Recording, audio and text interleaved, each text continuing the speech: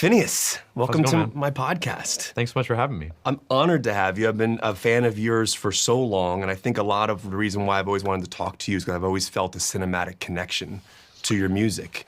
I always feel like I'm going on a journey. There's an atmospheric arc to everything that you write with Billy and obviously with Ash. It's just really amazing to watch. I mean, I remember even like the stuff you guys did with Robert Rodriguez at the Hollywood Bowl and now with James Cameron. I mean, there's a cinema element tied to it all. So I open every show with this question, which is, this is a TV series, but there's pivotal theatrical experiences that I think are important for the moment we see a film in a theater and we realize the communal nature of that. And obviously live concerts have that same or similar feel. Yeah. Do you have a pivotal theatrical experience you had growing up, a movie you saw that meant a lot to you? For sure. I mean, I remember, I'm just in the middle of rewatching them, so it's very fresh for me. But like, I was probably like 2 or 3 when the first Lord of the Rings came out. Yeah. And so I didn't see that as a 3-year-old. And then there were a few years between each of the follow-ups. So I saw The Two Towers with my dad in theaters, and then I saw The Return of the King in theaters. And so those are like those, and then I guess maybe like Revenge of the Sith are like my earliest theatrical memories. But those are pretty, I feel like so many movies fall under this umbrella, but those are like big audience clapping moments in those movies. So I'm very grateful that I saw those when they came out in theaters. I remember I started crying during the scene when the elephant started sweeping people up during the battle. I called them nerd tears. Like I was out because I was geeking out. You thought it was so sick? Yeah, I was geeking out so hard that I was like, I don't know what to do. I'm just gonna cry. It was just so amazing. But you know, Howard Shore, who did the score for that. Yeah.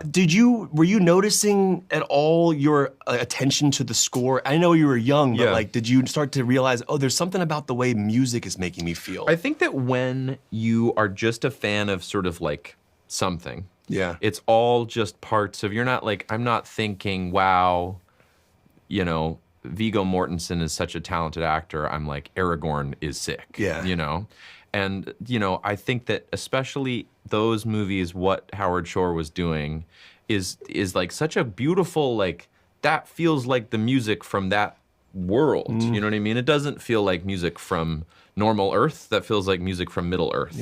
And so without ever thinking about it, yes, I was loving that. And like, I have a friend, Connor, who actually mixed and mastered the soundtrack for Beef, but he, like one of the first times I met him, we were in my living room and he sat down at my piano and was like, dee-dee-dee-dee-dee, and he played like the Shire theme, and I was like, yes, I was so happy. It's instant warmth. It's like a blanket. It's so good. And of course, now, when you get invested in learning something, it's suddenly, it's all you notice, all you think about, right? So as soon as I started trying to score movies, that's all I'm paying attention to when I watch movies, is the score. Until I'm sort of sucked in, wrapped into the movie. But when I start, I think like, oh, that's an interesting choice, and that's an interesting instrumentation. And so like, rewatching The Lord of the Rings with this kind of focus and sort of scholastic relationship with it has been really exciting, because you're like, wow, what a cool choice. I love that what he's doing there. I love this motif coming back. And I would love to sit with Howard Shore and just like with a sheet of questions. Like, how did you do this? And what was this? And so great. The motif, the returning of music is so pivotal. It's so obviously it happens in songs as well, of course, but in score, there's an emotional beat to it. I guess the next follow-up question to that, because we're talking music, is the album that sparked that initial idea. Like I sit around listening to vinyl a lot. Cool. And I'll either put on Dark Side of the Moon. And then I put on your albums. Wow. Like I literally find a cinematic story as I listen to like Billy's music or your music. And so I'm curious, what album was that? Was there an initial one that kind of sparked it for you? Albums didn't really fall into my life. So I grew up on like mixtapes and playlists. So my dad would burn CD. Like my earliest memory of music is like CDs being burned to listen to in the car. And so, like Beatles music was very central to our childhood, but never in the context of the album, because it was like, again, this is like years before the Beatles were even like allowing their music on iTunes. So it was like LimeWire. And so we had some Beatles music. And he had some CDs that he'd bought that he'd burn onto a playlist. Burning CDs was such the coolest. It was so much. I mean, it was so much fun. Yeah. So there, I had no kind of like, this is early Beatles, this is late Beatles. Even though now you can kind of put it together and be like, Please Please Me is early, and then, you know.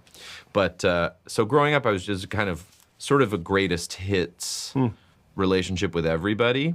And so then I would say, like, when I was like 8 or 9, I got like an MP3 player and started buying albums on iTunes. And then I started to like kind of understand the difference between like some great songs on a record and a really great album, whether that's a new album or a, you know, older album. And some of my earliest memories of like contemporary albums were like the Black Parade by My Chemical Romance. Yeah. I'm seeing some affinity here for these. I mean, this is exciting. Dude, Black Parade, I mean, that I saw them in college live. They toured on that album because they're and one of my favorite filmmakers is Kevin Smith, and he used them in I think it was either Clerks 2 or whatever it was. Right. But like there's something powerful. That music is very cinematic. Super duper. I mean, again, I think you only know what you have consumed in a weird way. So like by accident, I was growing up listening. My mom loves Pink Floyd.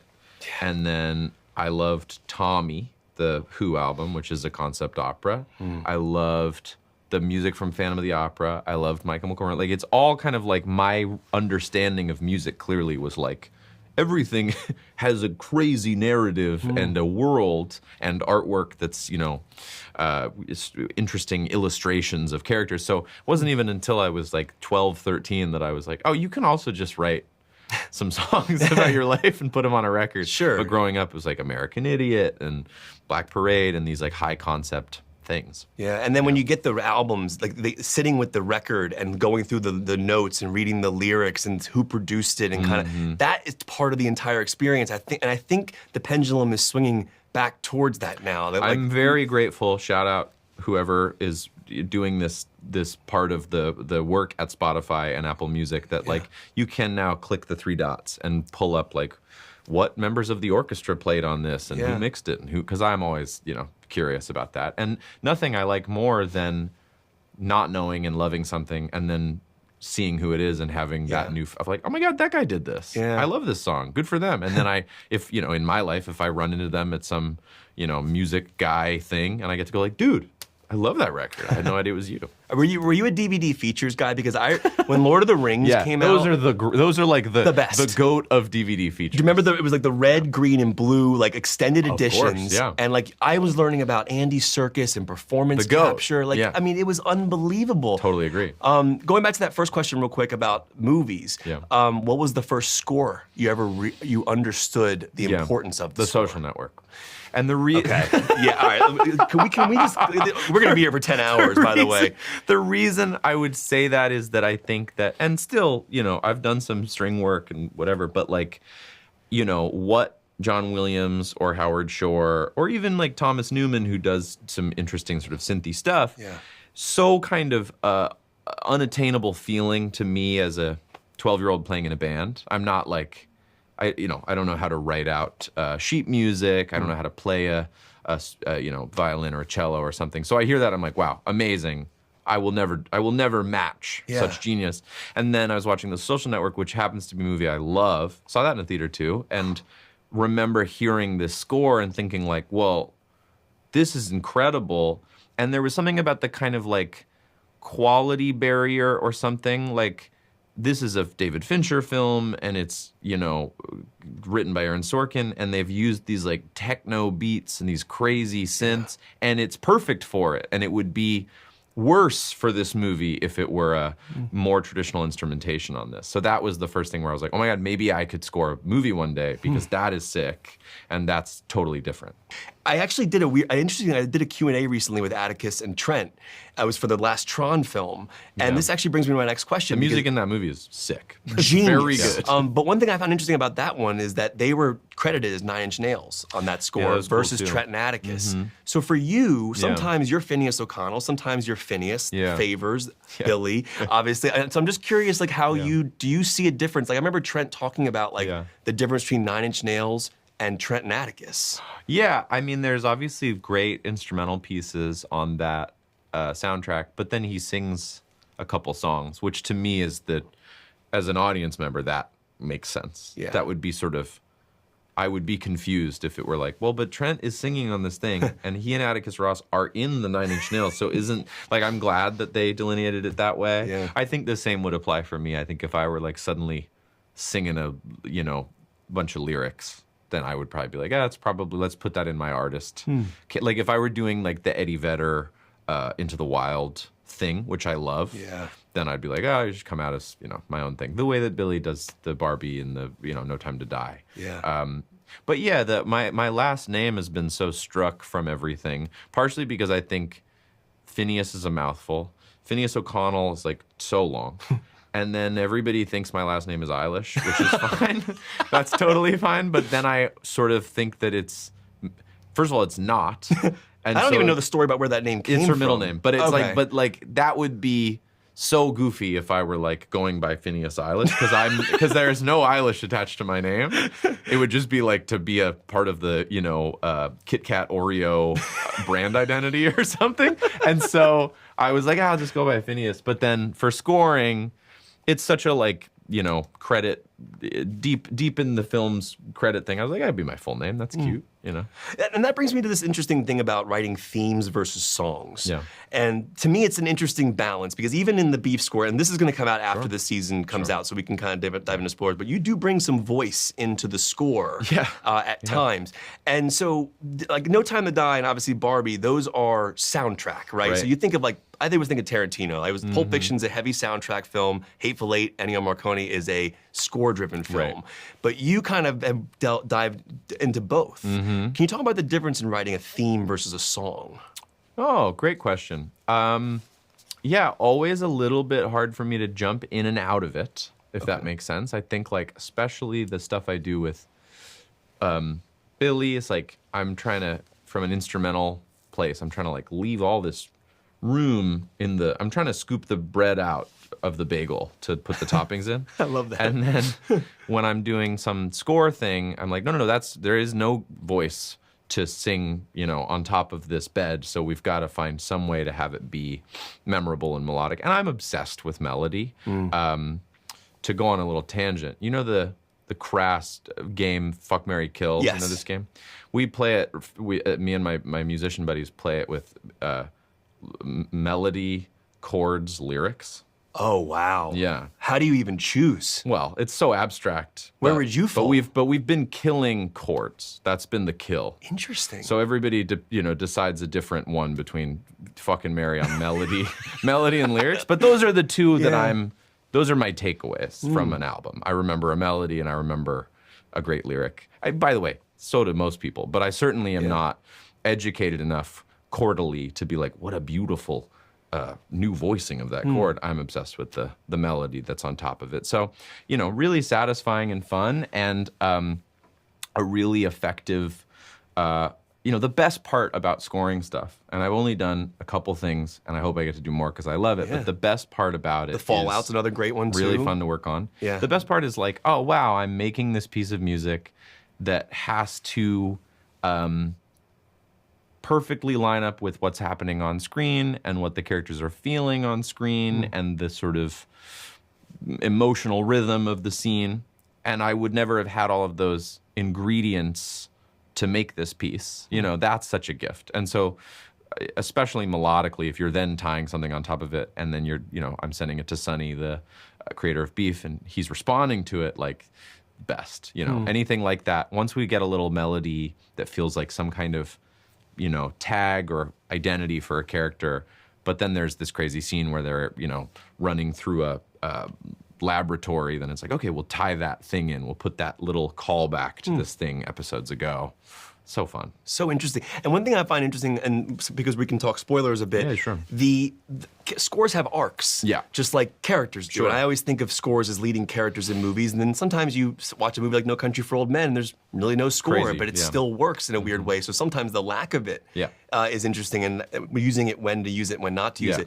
There's a synth piece that, and forgive me if I'm using the terminology wrong, at the end of the episode when Oscar is being pulled away and Carrie runs towards him, you hit this note that this crazy synth. But it's it's so earned.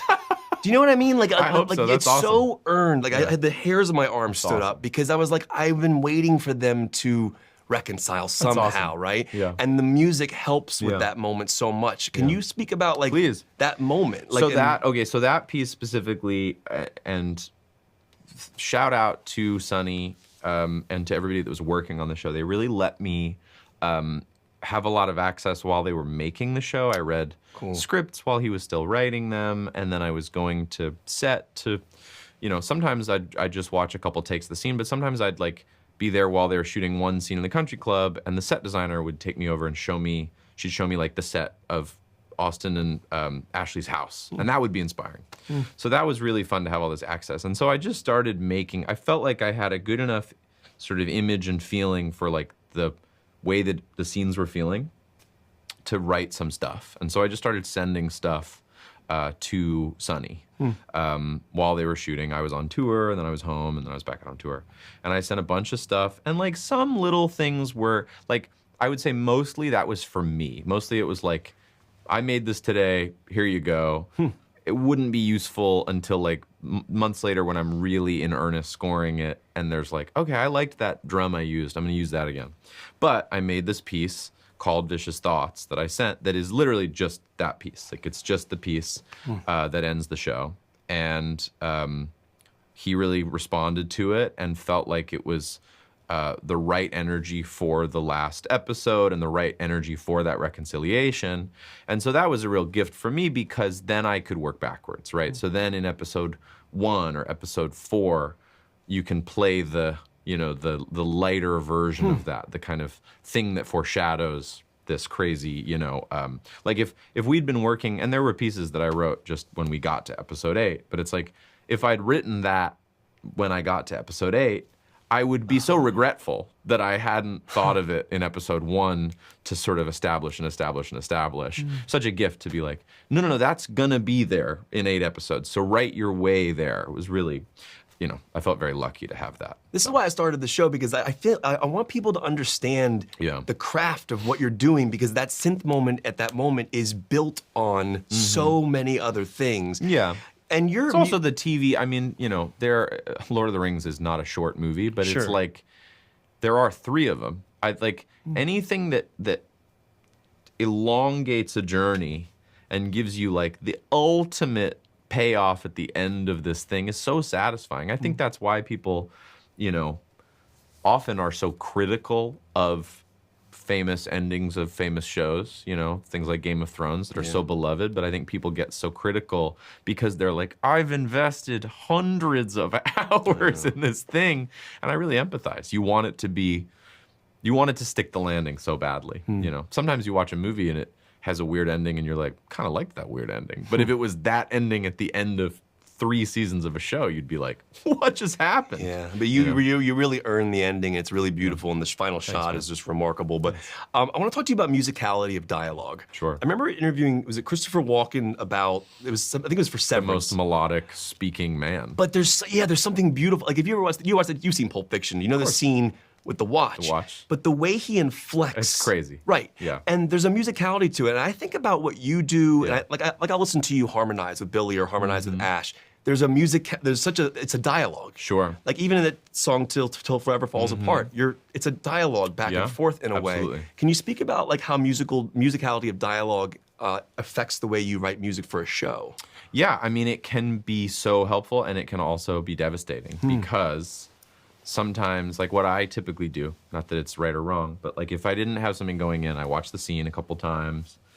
If they put temp on it, which is like music that already existed that they heard in another thing that they liked something about. Which, if you get married to temp, that's it's very scary. Hard. And I always ask a lot of questions about temp, because usually people like something, not everything about it. They go like, I love how emotional it is, but I don't like the rhythm, or I don't like that there's drums or whatever. So I don't want to be like, everything about the temp is awesome, I'm gonna copy, right? It's like you wanna make sure that you're like, okay, do you just like that it is sparse, or do you just like that it's really loud, Because I can do that, I can make a loud thing.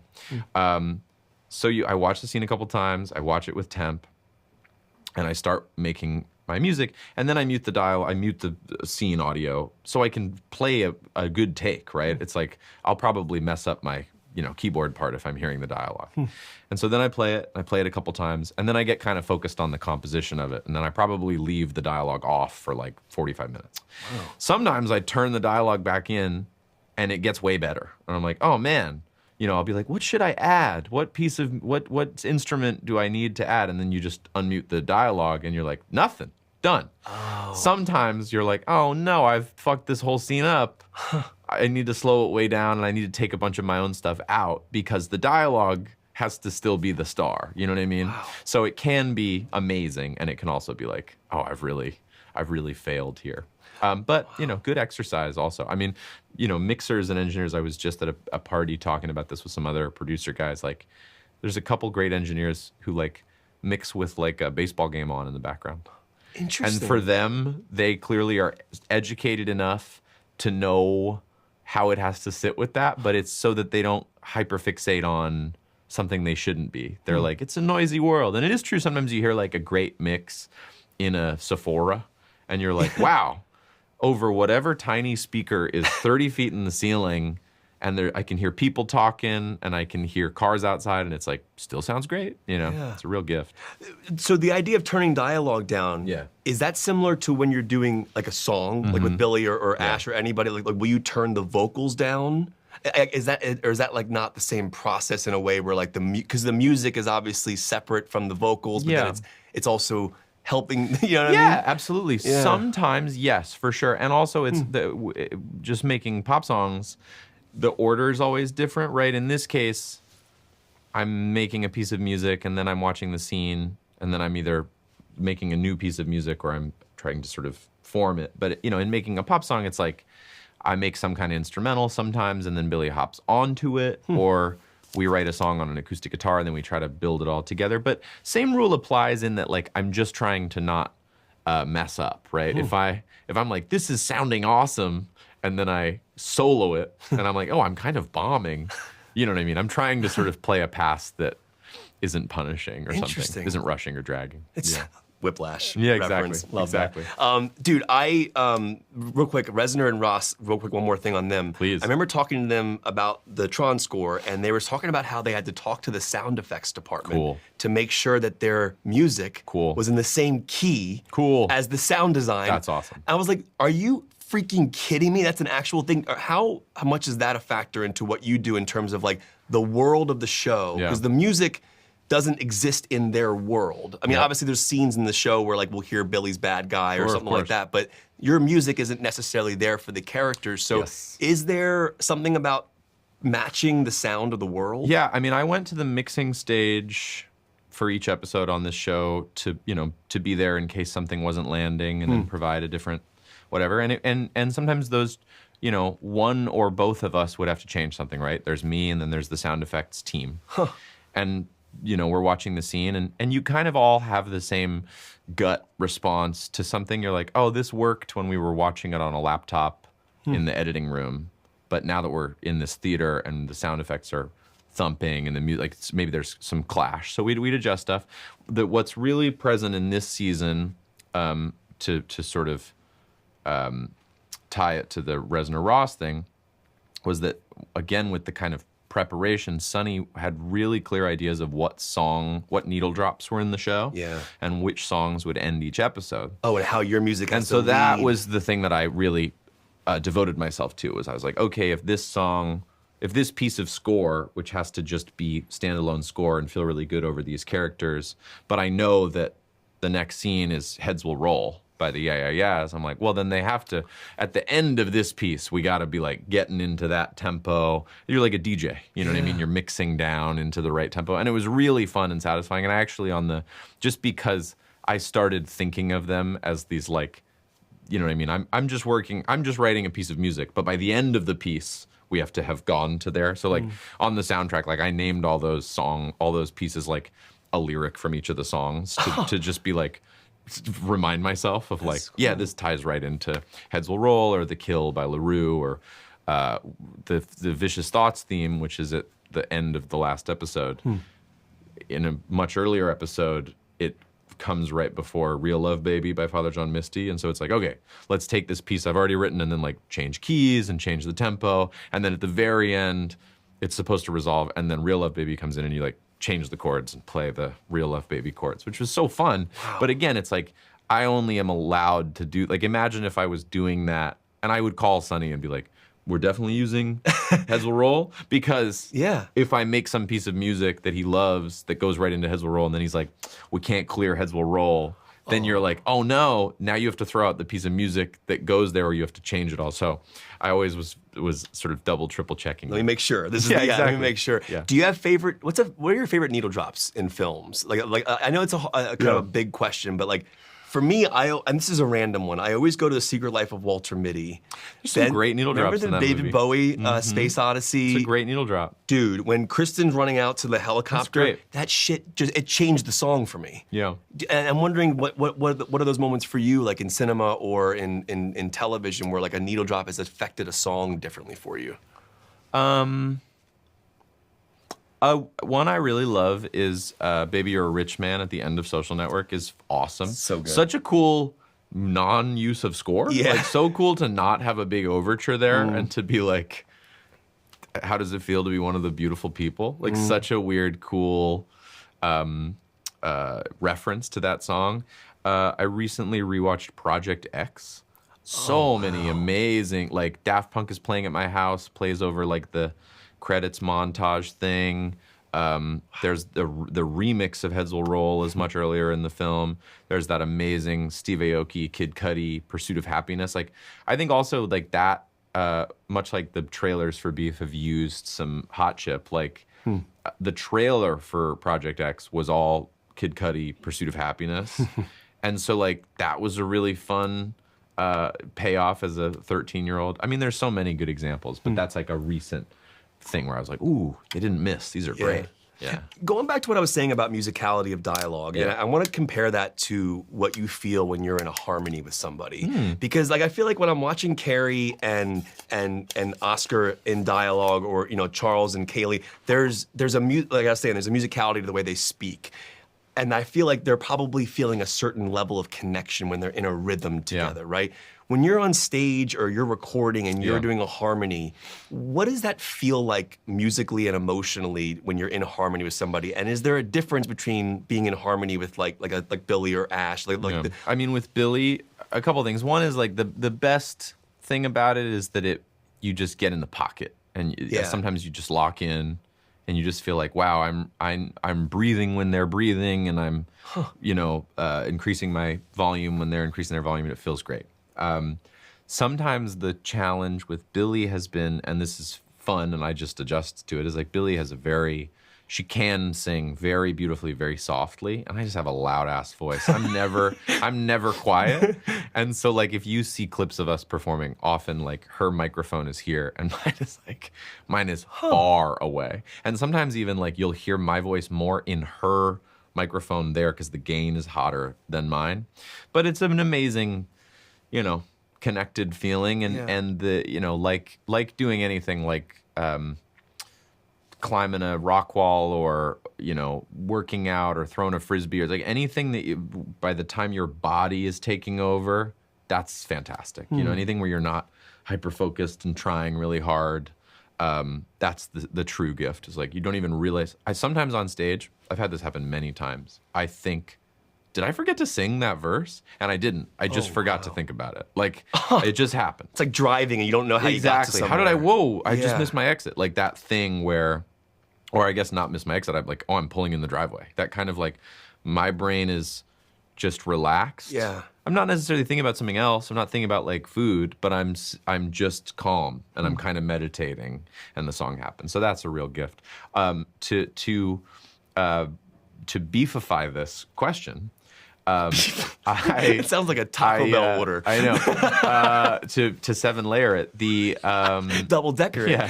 The one of the real treats of this season was takes place largely at this fancy country club. Yeah. And so a few people got to make little douchebag cameos, and I got to play in the 7th episode like a very douchified version of myself, which was a real joy for me.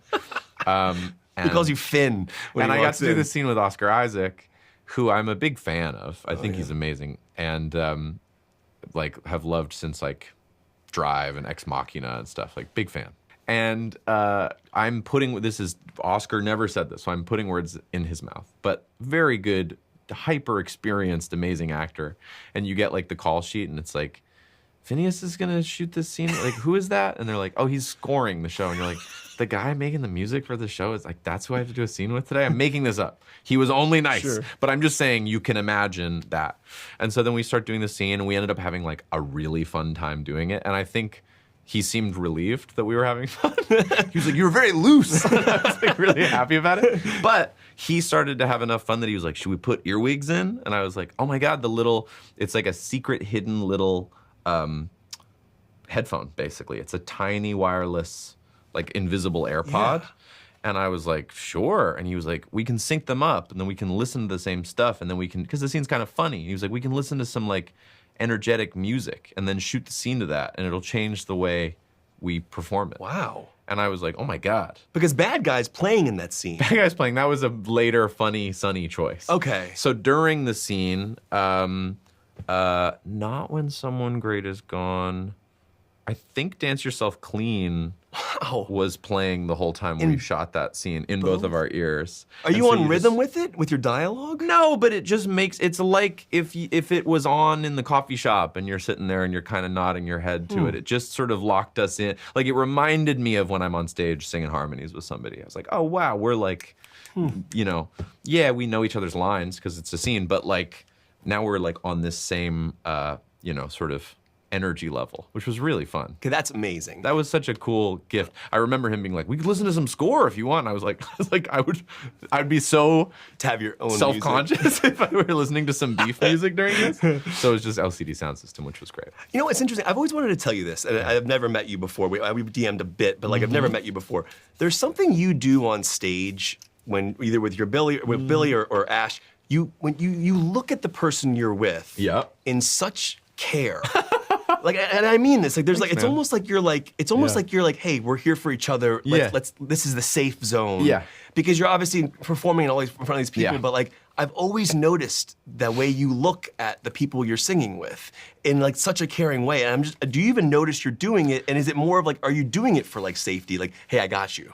Yeah. I mean, no, I don't notice that it's definitely not like I'm gonna adore them. I'm gonna look at them and I'm gonna stare at you caringly. Yeah, I mean, whatever it's looking like. There's a clip I saw one time that I got tagged in of like Billie doing a run on one of her songs, and I make a real like musician stank face. I'm like really into it, that's just how it feels to, you know, hear something you appreciate. But have you seen that John Mayer meme where it's like your dog vomiting? That one, and there's another one where I saw, this is like when I was 13. It's like photos of him, and he's making these like faces. He looks revolted, but they've photoshopped all of his guitars out, and they've put in huge snails. So he's holding like big insects. Yeah, he looks grossed out. I love how into it he is. Yeah, I love that too. Yeah. Him, the St. Haim always looks crazy when she's playing bass. I love that too.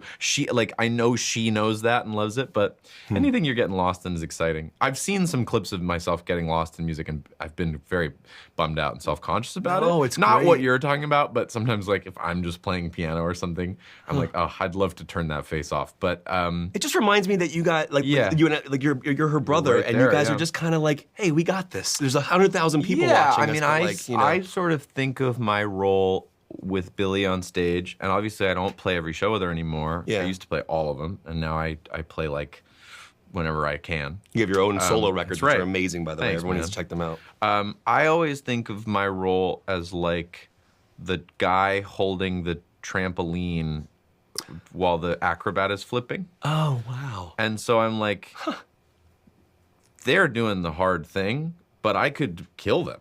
You know what I mean? Like, that's how you, like, if Billie and I are playing SNL or something, I'm like, Billie's doing the hard part. Billie is singing, which is just infinitely harder than strumming a guitar. Or she's doing a Fred Astaire homage. If I fuck up my guitar part, she's in the open ocean.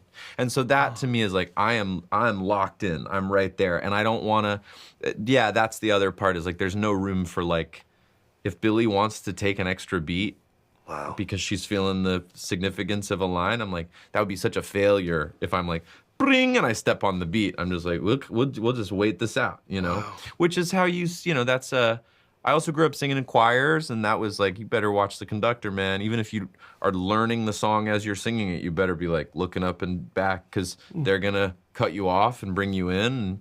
And also that is the fun of it. But that would be so embarrassing to be like, oh my God, she was taking a pregnant pause and I blew through it because I was too relaxed or whatever. Wow. So yeah, I always find it to be a beautiful thing. awesome. I love watching it. Thanks, man. You mentioned SNL. I'll never forget the Fred Astaire homage you guys did. So cool. I mean, that's what I love about you and artists today. You're making people understand where all of this art comes from. Yeah. And like for someone who doesn't know Fred Astaire, who's listening to your music and they see that performance and they go, Yeah. was that Royal Wedding or what was the movie? It was like 1951 where he's spinning on the ceilings. Cool. Right. That stuff is so cool as well in terms of that. One thing Lorne Michaels after that show was like, first thing I thought when I saw that was Fred Astaire. And I was like, yeah. And he goes, and Spielberg as well. He said, it's Fred Astaire. And I was like, yeah. That's a pretty good Lorne impression. Yeah, it could be better. But I was so, I love that he was like, I see what you did there. And I was like, well, yeah, because you're old. I was like, the hope is that if we're doing this and somebody thinks it's cool, then they're like, well, then they see, you know what I mean? Maybe Lauren or us goes like, well, it's an homage to the Fred Astaire thing, and then they go look it up. And then some 15-year-old kid is looking up that movie. And Billie, I mean, you'll sit and talk to her about this next year, but she learned about everything in the world through the American version of The Office. Wow. She watched that show so young and so many times. And that's a very referential show. Yeah. And so now as an adult, she sees origins everywhere. So she'll be like, oh, that's Rosemary's Baby. She's having the She's opposite. seeing all this stuff that's like, so I'm sure there are some 10-year-olds that saw the SNL performance and were like, that's the first time it's ever been done. And then they see Fred Astaire and they're like, oh, that's probably, where this came from. I had a crazy one like that, not to be too, lead us down too much of a tangent. No, please. But I went and saw a bunch of Ravel at the Hollywood Bowl last year. Okay. A composer I was like familiar with by name, but maybe not as familiar with his work. And I was listening to, I'm forgetting the name of the piece, but this famous Ravel piece. And I was like, this is Sweeney Todd. Like, this is most of Sweeney Todd. Like, the whole, like, Sweeney Todd overture theme, certainly. And I was like, on the intermission at the Hollywood Bowl, like on my phone, like, Sweeney Todd, Stephen Sondheim, Ravel. And there's like interviews where Sondheim's like, yeah, I love Ravel. And I'm like, you love Ravel a lot. Like, this is a great, I never knew that. Yeah. It's probably public domain or something. It's very old, but it's probably my favorite Tim Burton movie. That when he did the Sweeney Todd. I love the Sweeney Todd movie. Me too. The music is so good. It's so good. I want to bring up animals and bugs. This is a strange transition. I know why. Let's do it. But there's a vulnerability that I find in this show and a lot in movies and shows that I watch where you can learn a lot about a person by the way they treat an animal or the way they like I think Charles saves a bee in one of the episodes, and then like obviously there's the whole coyote and dog story, but there's something about the way an animal affects the vulnerability of the character. And I'm just curious, as somebody who's a musician and obviously as a writer and an artist, like, do you find that to be an interesting piece of storytelling when animals can be a vehicle for vulnerability of maybe judging who somebody is? For sure. The bee thing is so good. Charles is so funny in this whole season. Yeah. And that was great in the script. And then, even better when I saw the scene. I was like, this is so, that stupid line. He texts Kaylee and he's like, a bee died in the apartment. It's so silly. But it speaks to his like, and we've nature. all done, like, you're at a friend's house swimming in the pool and there's a bee and you scoop it out and let it dry out on the sidewall, and then it falls in again, and you do it. It's a very sad, like, animals harming themselves is like a particularly devastating thing. My wife and I are very specific about if we have a spider, we take the cup, we put the paper underneath it, we put it outside. It's like it feels so terrible to kill an insect or something. Yeah. Yes, I love it. Also, I don't know if there's a thing that I'm forgetting in this season, but like, because Burberry, who's the dog, pretty sweet and benevolent dog. But I think that's like, I have two dogs, and like, dogs also will really piss you off. They'll like pee on your nice piece of furniture or tear up a thing.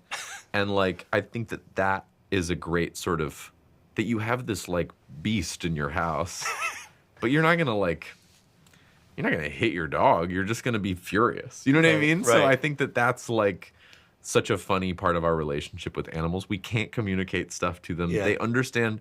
They feel shame. They feel palpable. If you catch your dog eating some piece of your furniture or your shoe and you yell no or whatever, they go and like sit in the corner and stuff. And then you feel terrible, even though they ate your shoe. You know what I mean? Yeah, I think that the use of the I think that some of the best dog acting I've seen in recent memory in this show. Yeah. Really good dog acting. Yeah.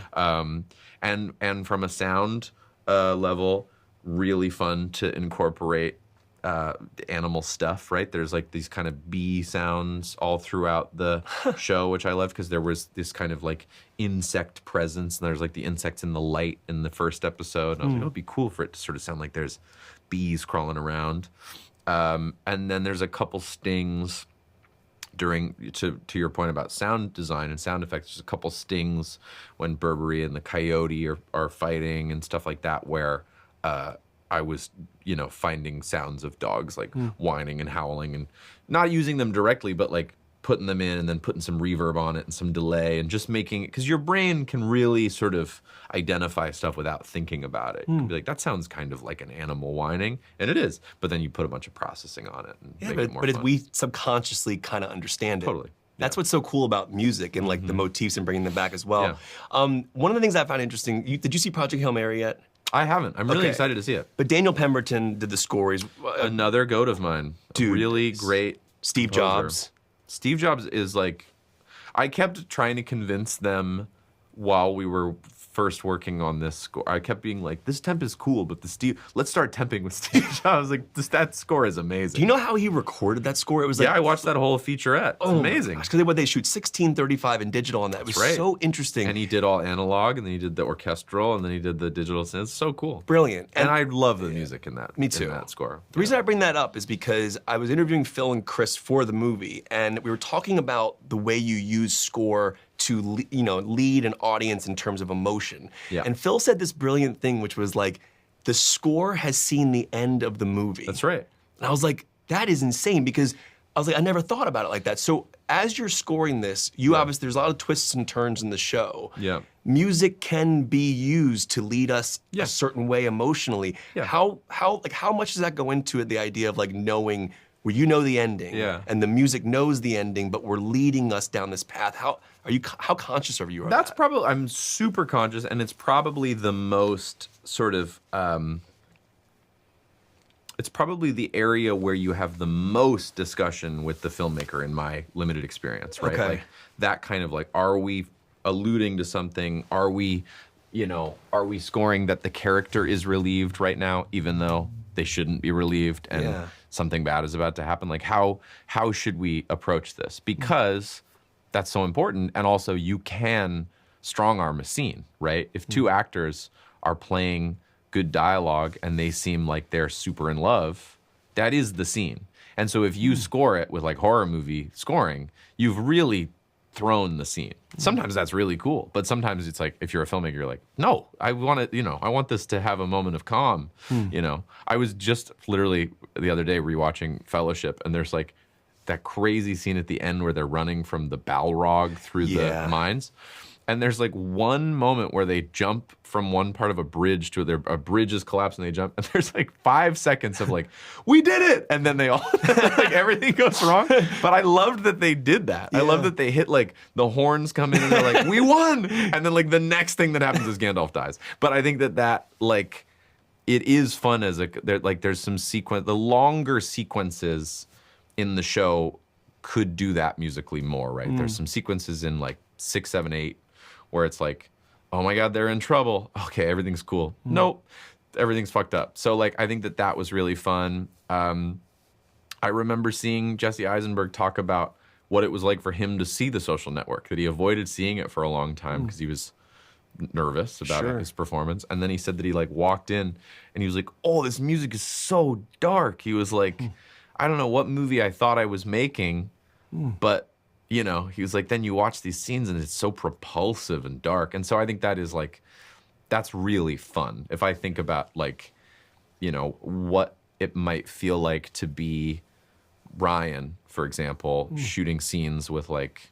a ball on a stick, or I'm forgetting his name. Oh, for Rocky, yes, for Rocky. James Ortiz, James puppetry, Ortiz, yeah. the puppeteer. Yeah, but that's it. Yeah. And they're on halfway green screens and whatever. And it's like, what a fun thing to know that you're like, yeah, but I'm gonna also have beautiful music as a participant to this scene, you know? I really think cool. there was a dialogue in episode 6 that I've been thinking about so much, about harmony and dissonance. And that's really life, and it's also the show, it's also music, and in such a beautiful way.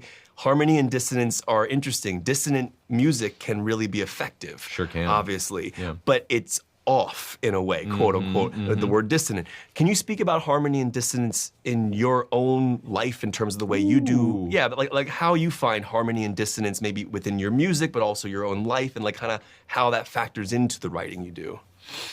Really cool. I wanna answer that question as impressively as it was asked. I think that's such a good question. I don't know if I'm gonna succeed, but I love the thought. The times where my life feels harmonious are like when I am providing simple things for people, you know? I feel good when the dogs didn't paw at the door. I took them out and we went on a nice dog walk and I came home and fed them.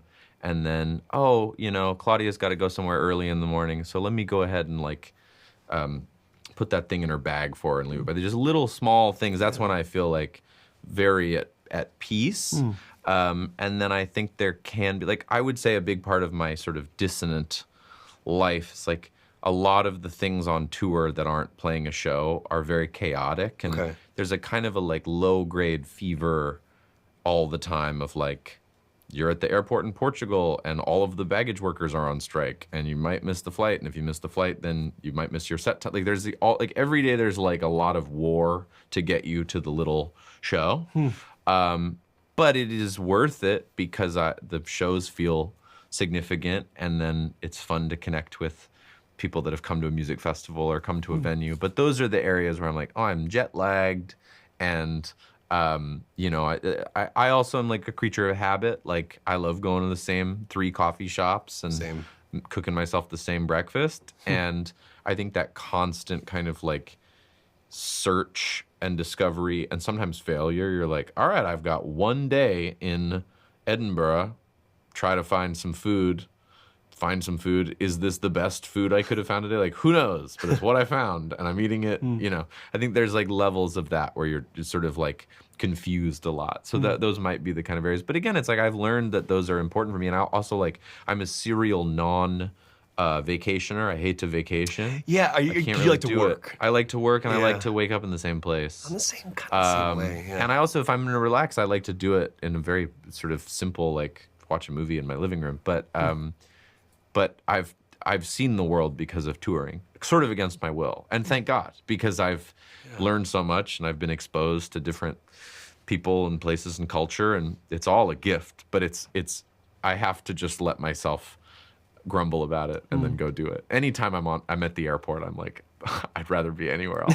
But I'm there. Yeah, it's interesting. You mentioned touring, and I have to imagine as an artist, when you write songs and then they go out into the world, obviously it becomes the world's music. Like the audience then kind of takes ownership of that song.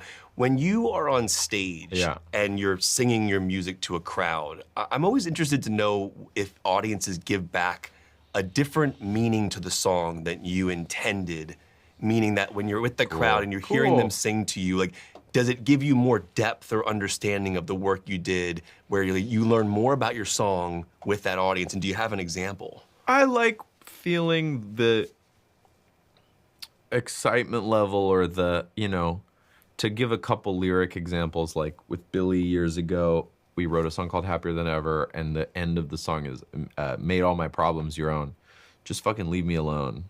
And I think that if I were reading it as a poem, it's it's sort of wry. It's sort of like, it's sort of dismissive, whatever. And the audience sang that like, they were doing they were the valedictorian for their high school. They were like screaming that line because they were imposing any struggle in their whole life onto it, and they were, relishing the kind of sort of release of the whole thing, which is a real gift. I do try to shy away from, like, if I write or co-write lyrics that feel ambiguous, and somebody says they like it and asks what it means, I'm like, oh, that's up to you, because I've had people be like, I love that line, what does it mean? And I'll explain what I thought it meant and why I wrote it, and they're like, oh, and I can tell they're kind of disappointed. And I'm like, well, then never mind, your answer's probably better for you if it's made it significant. There's a line in I've been saying this for years to everyone who will listen. There's a line in a Bon Iver song called 33, and the line is, these will just be places to me now. And I know what that means to me, and I love it. I love that kind of, like, this thing that you do that is significant, that maybe whatever that is, they're just places to me now. They're just things I drive by and things I might happen to go to. It's not like my whole life is here, It's like the house you grew up in. It's a place, Used to be the place you live, the home, whatever. I love this idea that we change and we live our lives, but the music and the songs and movies, they're the same.